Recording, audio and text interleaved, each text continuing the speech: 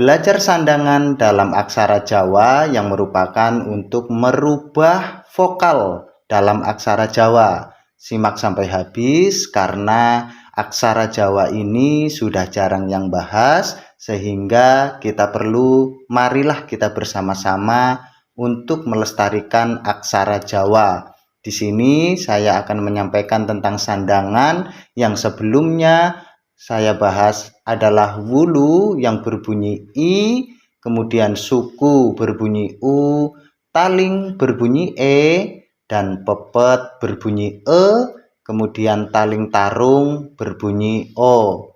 Kalau ada kesalahan dalam saya menyampaikan atau menulis, mohon dikoreksi dalam komentar supaya kita bisa bersama-sama belajar aksara Jawa dan supaya aksara Jawa tetap eksis, tetap lestari. Nah, di sini part 2 saya bahas tentang cecak atau tanda seperti ini untuk berbunyi eng untuk aksara di akhir aksara. Contohnya aksara K diberikan cecak berbunyi kang. Kemudian layar di sini tandanya seperti ini supaya berbunyi akhiran R.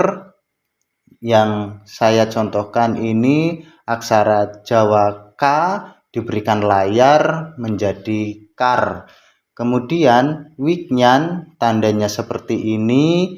Mungkin sebelumnya saya ada kesalahan, tanda wignan ataupun taling tarung itu seperti wignan, saya mohon maaf.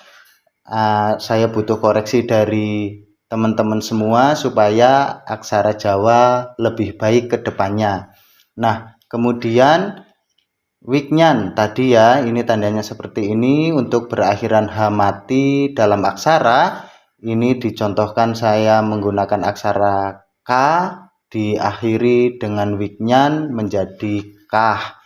Kemudian cakra atau cokro seperti ini, kemudian ini menjadikan akhiran ra. Saya contohkan ini menggunakan aksara K supaya menjadi bentuk aksara berbunyi kera.